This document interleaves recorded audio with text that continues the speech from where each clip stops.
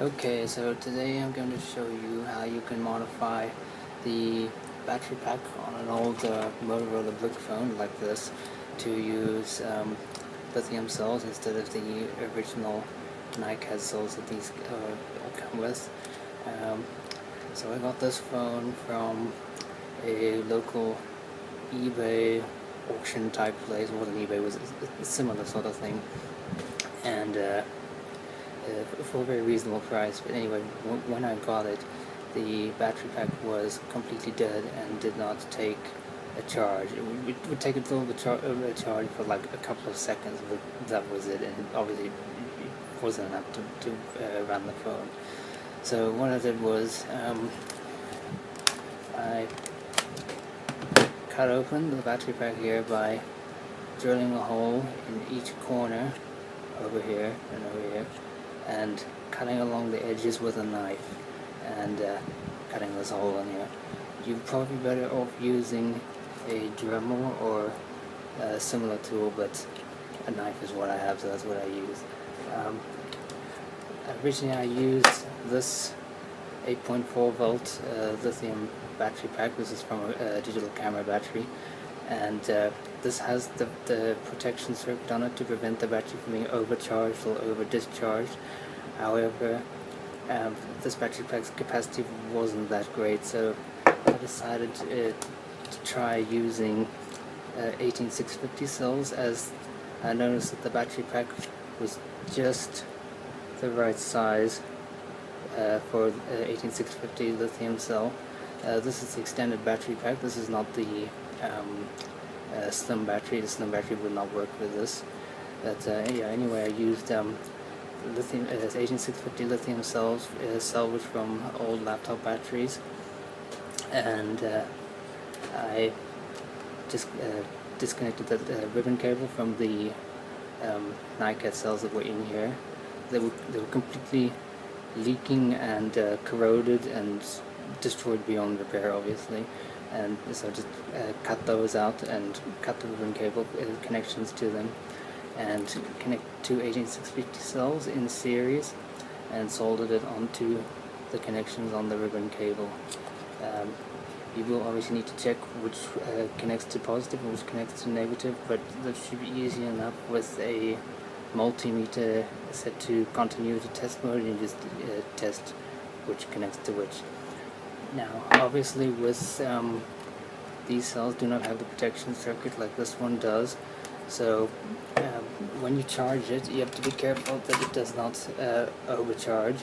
And with the intelligent charger, when you put it in, it will start off with the light being red, meaning that it's on the fast charge mode, and then over time it will change to green, which means it's going onto the trickle charge mode. When it changes to the trickle charge mode, I've noticed is when the battery reaches 7.8 volts, which is well within the safe limits of two cells connected in series. But if you leave it while it's on green, it will continue to trickle charge the battery. So what I do is when it turns green, I just disconnect it, and 7.8 volts is a decent enough charge for the battery. It's not the full charge, but it's good enough. Now the other thing is you have to make sure that the battery does not get over discharged, because this phone is designed to run on a 6 volt battery. When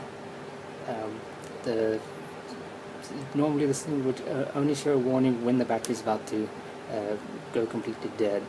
Now that's designed for the voltages of a 6 volt NiCad battery and not for a 8.4 volt lithium battery pack. So when these batteries reach about 6 volts is when they're about completely dead. So obviously the phone is not going to realize that, and you basically just have to make sure that you charge it before the voltage drops too low.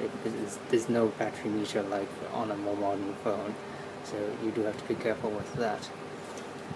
But if you have a cell with the protection circuitry, it will shut off the phone before the battery voltage gets too low, which is why you should use a cell like this that has the protection circuitry. I just use the 18650s because they have a higher capacity, and because I could, basically. And there's no real issue as long as you are careful and make sure the voltages do not get too high or too low. And some 18650 cells do have the protection circuitry built onto the top, but these particular ones, because they're salvaged from a laptop battery, they don't. So, yeah. Okay, so I will give a quick demonstration of the phone. I won't go through all the features or anything like that, but yeah, this is a GSM phone. The Motorola brick phones like this, well, similar to this, sold in places like America and Canada, used analog cell phone networks, so you can't use those today. However, the ones sold internationally were GSM models, and as long as you're in a country that still has 2G GSM 900 networks, you can still use them, and you can still use them here. I've got a SIM card in here, as you can see. There's this number there. Yeah, so if we turn the phone on, there's a personalized greeting there. Yeah, hang on. That's not picking up the SIM for some reason. Hang on.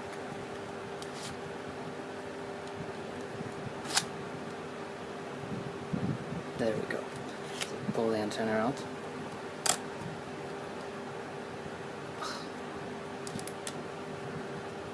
Okay, 1 second. Okay, I think the SIM card contacts were dirty or something. But anyway, it picks up a signal, but as you can see, it's not on the same network as the SIM card that's in here. So I think the network that with the SIM card doesn't support 900 megahertz, and it has to roam onto one of the other networks. You can see there's the roaming icon there, but it works just the same. I mean, I can dial the voice mail number for the SIM card, and you should be able to hear that.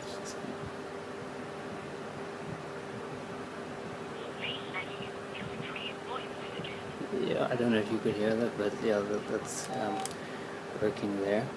And I can dial this number with my phone, and this will ring, as I'll demonstrate now.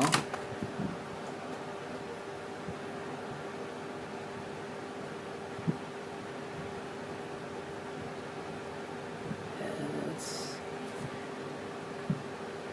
dial that. It should ring. It's dialing.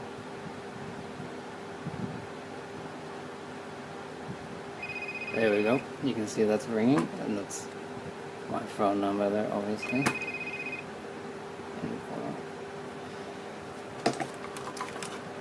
These phones could also receive text messages, but you can't send them. Let's give a demonstration here. Receive messages. There's just some advert, spam messages. You could receive them on these phones, but you couldn't send them. So that was kind of pointless. Just a quick view of the menu there.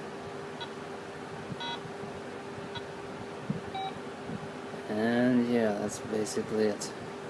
So, hope you enjoyed. See ya.